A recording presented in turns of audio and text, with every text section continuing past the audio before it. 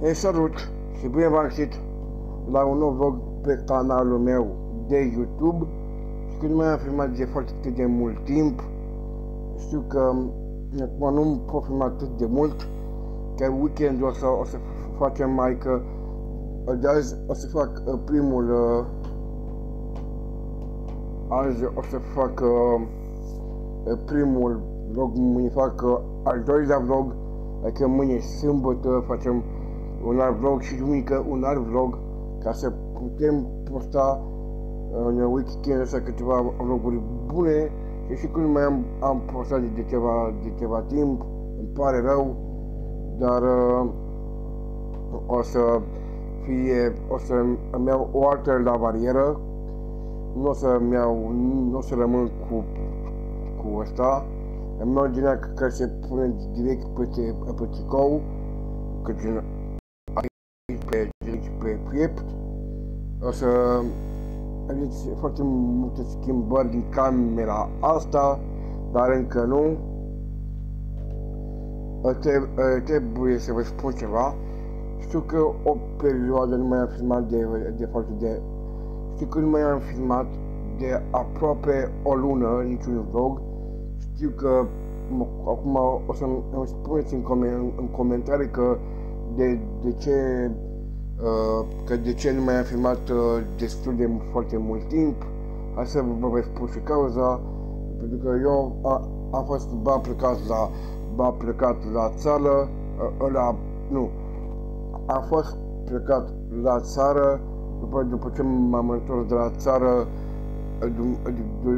duminica, lunia am fost la sală, marți am stat acasă și n-am putut filma. Și din cauza asta nu am putut filma, pentru că luni am fost la sală, marți am stat acasă și trebuia să fac un vlog pentru voi, dar îmi pare rău, dar o să postez de acum încolo. Îmi cer scuze. Nu uiți acum în comentarii să-mi spuneți că de ce te-ai lăsat de YouTube. Nu m-am lăsat de YouTube, dar eu nu pot să postez, trebuie să fac un anumit orar în care să aveți și voi timp să vă uitați la mine. Și că ăsta e background-ul nostru de filmări de fiecare dată. Prin camera asta s-a mai schimbat un calculator, nu mai e la vechi. Pe spate avem niște LED-uri, dar nu vreau să le pornesc. Când o să fie camera asta din toate decoratele de Crăciun și o să îmi cer scuze încă o dată pentru voi, îmi cer scuze că nu mai am postat de ceva. Să nu veniți la mine în comentarii să mă spamați că de ce te-ai lăsat de YouTube. Nu m-am lăsat, dar eu nu am avut timp să postez pe YouTube. Am fost la sală lunia, miercurea am fost la o zi din artele. Știți și voi pe prietenul meu Luca, nu? Știți și voi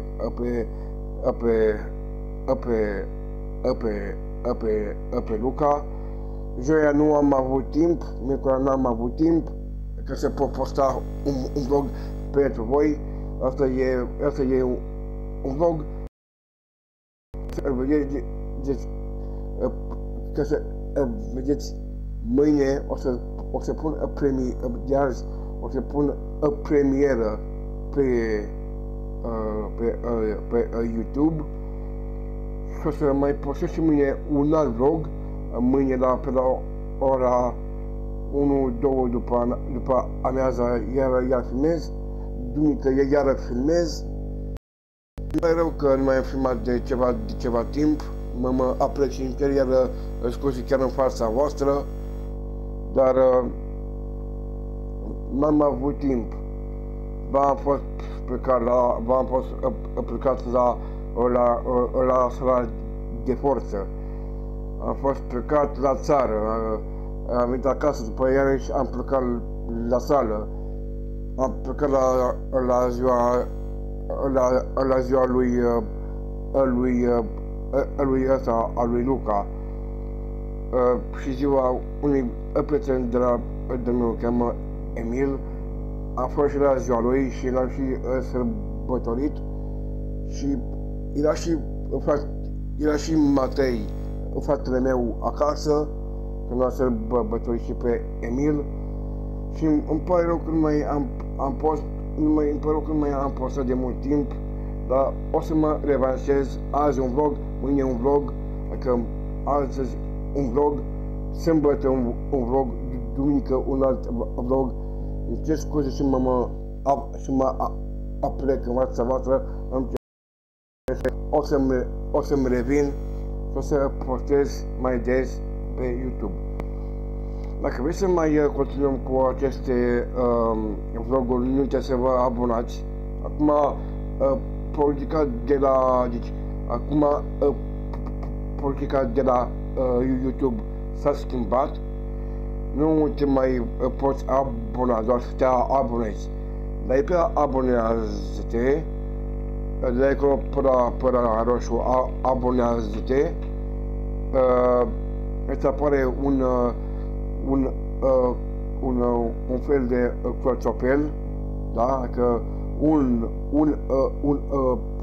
clopoțel, dați pe clopoțel, unde o să primiți notificări de la canalul meu tot timpul și când o să fiu plecat o să fac filmări.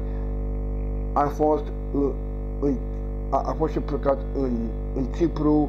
Acolo nu am putut filma, că eram și eu în vacanță și trebuie să stau și cu maica mea și cu ceva prieteni